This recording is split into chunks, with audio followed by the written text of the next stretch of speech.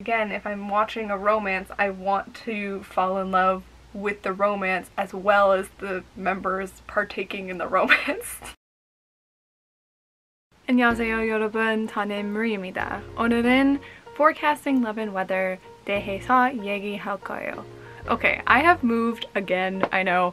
I just moved 8 months ago and now we have moved again. I'm having just such a hard time finding a place to film. I really miss, I don't know if you guys have been here this long, but do you remember that white brick wall that I used to film against? That was like perfect because it was right in front of a window. Please, I apologize about the current lighting situation. I am on my bed. I would love to film facing that, but there's nothing for me to like put my camera on. And I also apologize if you can hear any construction. My new landlords have been doing construction all morning.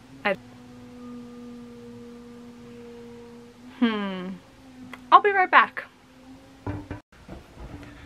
He's stopped the construction and I've also turned around to face the window.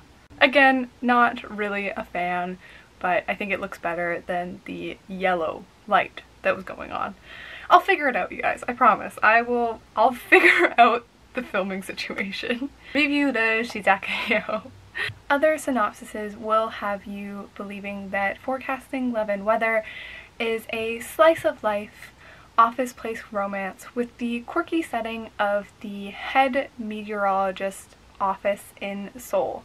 Other synopsises will also represent the story as a true opposites attract type romance, with our female lead being a very cold, calculating director who makes every decision by the book. On the other hand, our male lead is a bit younger, free-spirited, impulsive, very much a lets his intuition guide him, but most importantly, he is a genius when it comes to predicting the weather. And this is the story of them navigating both work and a romantic relationship together. Now, why do I say all these things as if these synopsises are misrepresenting or lying to you? Well, that's because I feel there's something seriously lacking in the execution of these plot points. So let's just get right into my cons. I know that's a bit unusual. I do like to start with pros, but to be quite honest, forecasting weather in love is rather bland and expected, so those points that do work for the show are very much overshadowed by everything that doesn't. So my first con I've just mentioned is that the series is very bland, very predictable. I have the sense while I'm watching it that I've seen everything before, and I've seen it all before, but in a more engaging and more entertaining show. This is what I think of a tired representation of the K-drama formula. The romance itself is moving far too quickly, and it really robs us of watching and enjoying the small relationship building moments that if you are watching a romance, this is what this show is. This is a romance K-drama. You're probably a viewer who is craving those really sweet relationship building moments, and we don't get to see them because the relationship is moving far too quickly at this point, which does make this romance inauthentic and unbelievable for me.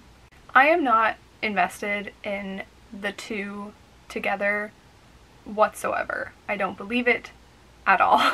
And on top of everything, I don't feel like the leads have even an ounce of chemistry together, which does bring me to my most influential con, and that is the female lead. Nothing against this actress. I have really enjoyed her work in the past, but here in Forecasting Love and Weather, I feel she's very miscast. I'm feeling like she is miscast, paired with the lack of chemistry between the leads and the problems with her character setup or design, if you will, really makes her the weak link of the series for me.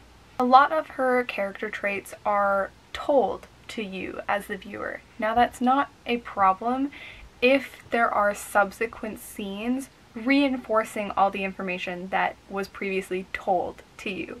But here that's not really the case. So I do not believe that she is as good and as calculating and as cold as everybody says that she is, especially in her position. We're constantly being told that she is so good at her job, like no wonder she's the youngest person to be promoted to director and blah blah blah blah blah, but at no point do I believe that she is good at her job and worthy of being promoted.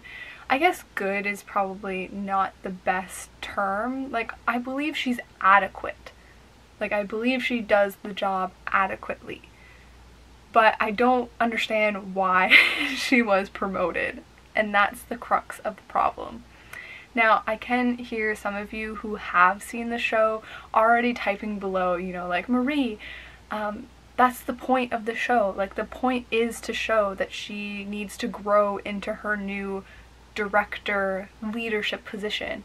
And I agree. I think that watching a woman in power learn how to lead, especially if she's never been in that position before, could be very interesting. But that doesn't make what I just said untrue. I just still don't believe that she's very good at her job. There are several instances where she makes a decision or gives an order to her team, and it is framed from an outsider's perspective. We see this decision and we are very skeptical of it. We don't understand why she's making these decisions. And I think that's a big problem, because even if her decisions have a logical reasoning behind them, because we as the audience don't know those reasons initially, it does leave the aftertaste of she doesn't know what she's doing. Even if, like I said, later it is explained and she did know what she was doing all along. I hope that's making sense. I wish I could say that this female lead was as strong of a representation of a career woman who could, like, you know, stand alongside the women of Search WWW, but I don't feel like that's the case. She really just feels like a very insecure woman grasping at straws. That sounds so harsh. Such a big problem for the series that you don't believe she's good at her job, or at least I don't believe she's good at her job. Because what makes the women from Search WWW work is that there is a balance between their very chaotic romantic lives and how competent they are in the workplace. That's what makes these women in that show flawed and relatable and worthy of empathy and just overall great representations of women. Whereas here, our female lead is just seemingly incompetent in both respects. So a few pros before I leave you guys for the day. The first one is I do enjoy all of the other characters. I think the male lead is doing a great job in the role. I can't really imagine another actor that could play this character.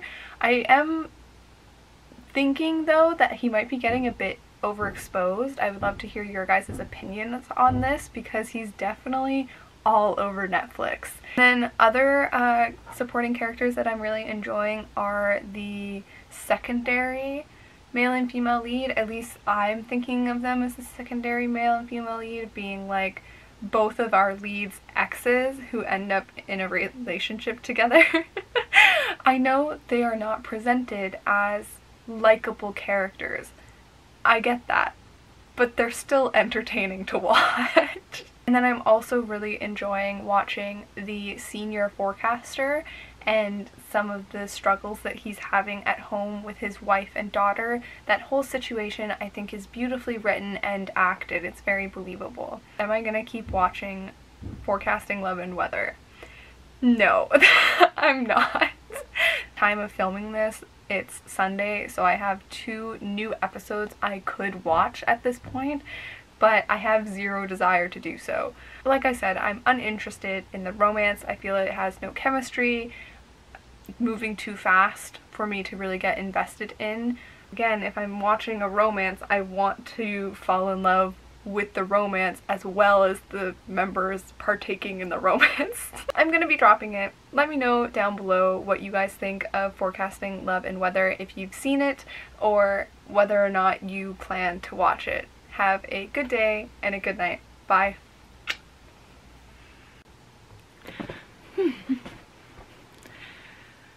Okay, let's close this.